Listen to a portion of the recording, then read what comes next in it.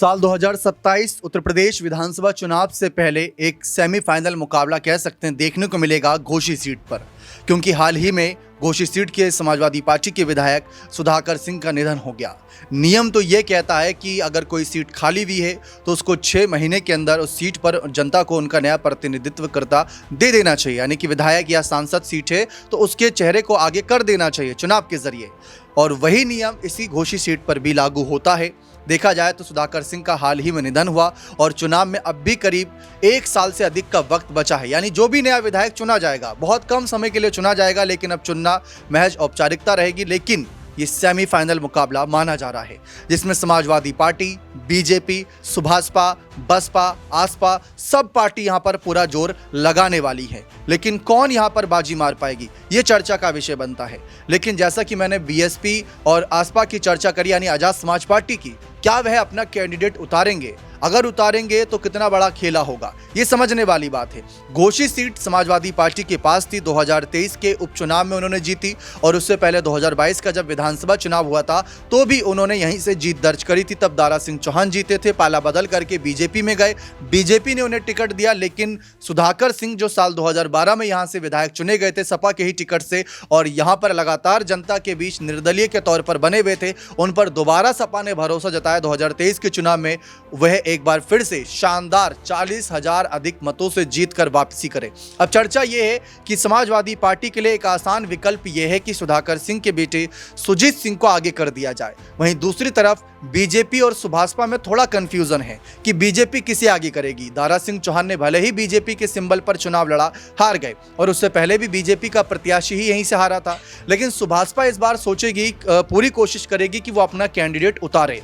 और अपने कैंडिडेट के रूप में वह यानी ओपी राजभर अपने ही बेटे अरविंद राजभर को उतारे, क्योंकि अरविंद राजभर घोसी की लोकसभा सीट से चुनाव लड़े थे और समाजवादी पार्टी के प्रत्याशी ने इन्हें हरा दिया था। तो अरविंद राजभर को लेकर हाल ही में जब चर्चा उठी तो उनकी तरफ से बयान सामने आया कि इस बारे में दिल्ली आला कमान यानी दिल्ली में बीजेपी नेताओं से चर्चा करेंगे, जो उनका आखिरी फैसला आएगा वो हम सबको मानना पड़ेगा, लेकिन कोशिश हम करेंगे। तो यहां पर थोड़ा कंफ्यूजन है, लेकिन एक सबसे बड़ा कंफ्यूजन ये रहता है कि उपचुनाव जो बीएसपी नहीं लड़ती यानी मायावती की पार्टी ज्यादातर उपचुनाव में शिरकत नहीं करती। उनका यह कहना रहता है कि जो सत्ताधारी पार्टी होती है वो अपनी सत्ता का दुरुपयोग कर लेती है उपचुनाव में, अधिकारी हो या पुलिस बल हो वहां पर थोड़ा बहुत खेला किया जाता है, साम दाम दंड भेद की रणनीति अपनाई जाती है। तो वही बात उठती है कि बीएसपी क्या अपना प्रत्याशी उतारेगी या नहीं उतारेगी। हाल ही में हमने एक रिपोर्ट दी थी जिसमें यह बताया था कि अतुल राय जो एक बार फिर से घोसी क्षेत्र में काफी सक्रिय हो गए हैं, यहां से सांसद भी रहे हैं और बीएसपी का प्रभाव इस सीट पर माना भी जाता है। एक समय था जब अब्बास अंसारी जैसा बड़ा नाम जो आज के समय कह सकते हैं काफी सुर्खियां बटोरता है, मऊ सीट से ही विधायक हैं, वो यहां से चुनाव लड़े थे 2017 के समय, भले ही चुनाव हार गए थे।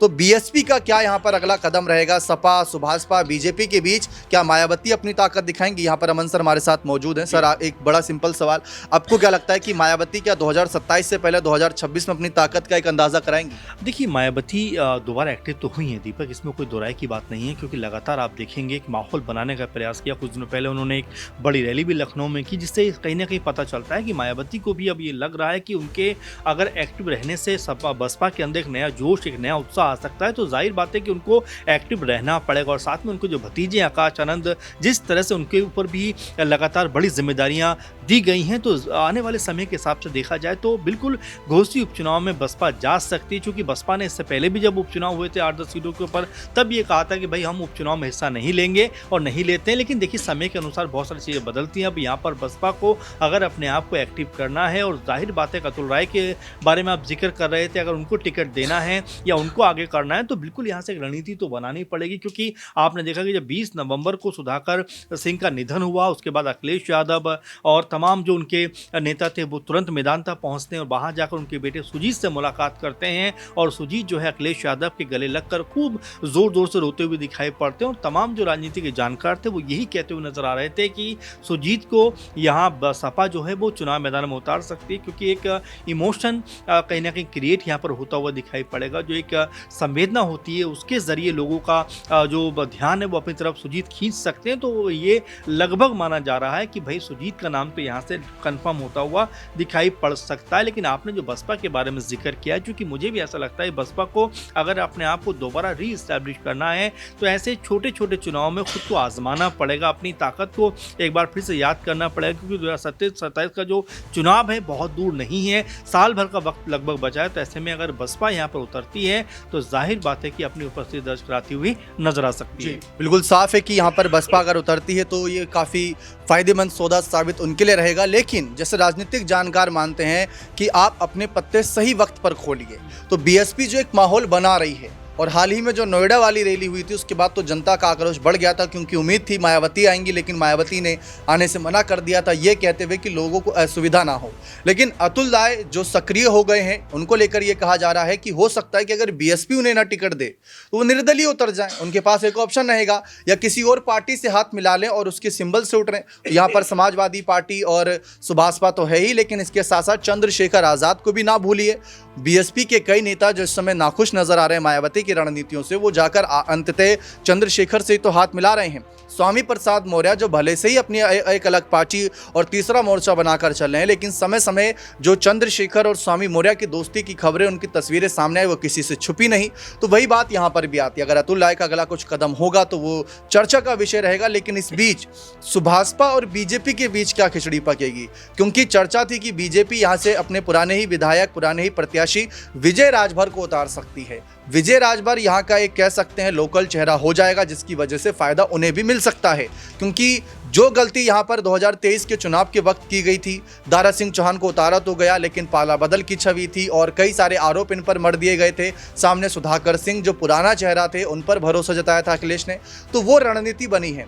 तो इस बार क्या बीजेपी का नजरिया अलग रहेगा, क्या सुभाषपा को वो तवज्जो देगी? और अगर सुभाषपा को वो तवज्जो नहीं मिली तो सुभाषपा क्या करेगी? क्या चुपचाप बीजेपी को सपोर्ट करेगी या फिर थोड़ा सा खेला करेगी? क्योंकि बिहार चुनाव सर अभी हुआ था, हमने देखा सुभाषपा अकेले ही उतर पड़ी जब बीजेपी ने उन्हें तवज्जो नहीं दी। तो क्या लगता है सुभाषपा क्या कदम है? देखिए, बिल्कुल सुभाषपा भी लगातार कोशिश में जरूर होगी कि इस सीट के ऊपर उनका प्रत्याशी, खासकर जो अरविंद राजभर की बात हम लगातार यहाँ पे करते हैं, क्या उनको यहाँ पर मौका मिलेगा? क्योंकि चुनाव वो हार चुके हैं, तो ऐसे में ओपी राजभर जरूर चाहेंगे कि उनके बेटे को यहाँ पर टिकट मिले और चुनाव में वो जाए। और देखिए, जातिगत अगर आंकड़ों की बात भी करें तो बीजेपी के लिए कोई संभावनाएं बहुत ज्यादा नजर नहीं आती। आप देखेंगे कि यहाँ पर तकरीबन 4-4.5 लाख के आसपास जो आबादी है और लगभग जो 2 से 2.25 लाख के बीच में महिलाओं की यहाँ पर आबादी भी नजर आती है वोटर्स के लिहाज से। तो एक बड़ा आंकड़ा महिलाओं के लिहाज से भी वोटर्स के यहाँ पे नजर आता है। लेकिन जातिगत अगर हम जाएं तो यहाँ तकरीबन 1 लाख से ज़्यादा मुस्लिम वोटर्स नजर आते हैं इस सीट के ऊपर। इसके बाद दूसरी बड़ी जाति के रूप में देखें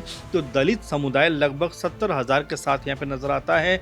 इसके बाद 60,000 ओपी राजभर हैं वो यहाँ पर नजर आते हैं, 50,000 यादव वोटर्स नजर आते हैं। तो आप समझ सकते हैं कि जो आंकड़ा है वो किस तरह से अगर यहाँ पर साधने में कामयाब हुई पार्टियां, खासकर बसपा और सपा, तो अपने लिए एक माहौल ज़रूर बना सकती है। क्योंकि जो हम क्षत्रिय वोटों की बात करें तो 15,000 नज़र आते हैं और ब्राह्मण वोट यहाँ महज 12,000 नज़र आते हैं। तो दलित और ओबीसी जो वोट बैंक है उसका काफ़ी दबदबा यहाँ पे नज़र आता है। और मायावती क्या जो उपचुनाव नहीं लड़ती हैं अमूमन, क्या इस बार घोसी उपचुनाव में वो जाएंगी? क्या अतुल राय बसपा के टिकट पर चुनाव लड़ेंगे? ये अपने आप में कई तरह की संभावनाएं ज़रूर बन रही है। साथ में सपा किस तरह से यहाँ पर जाएगी, जैसा शुरुआत में बात की सुजीत जो दिवंगत सुधाकर जी के बेटे हैं, क्या उनको आगे करती हुई नजर आएगी? तो बड़ा सियासी माहौल यहाँ पर बनता हुआ दिखाई दे रहा है। और आखिर में जो आपने बात कही कि क्या बीजेपी भी इस चुनाव में कोई बड़ी भूमिका में नजर आ सकती है, या फिर उनके जो सहयोगी दल खासकर सुबह सपा की चर्चा सबसे अधिक चर्चाओं में, क्या उनके बेटे के ऊपर दाव यहाँ पर आजमाया जा सकता है? तो अभी कई तरह के कयास हैं, कई तरह की बातें हैं। लेकिन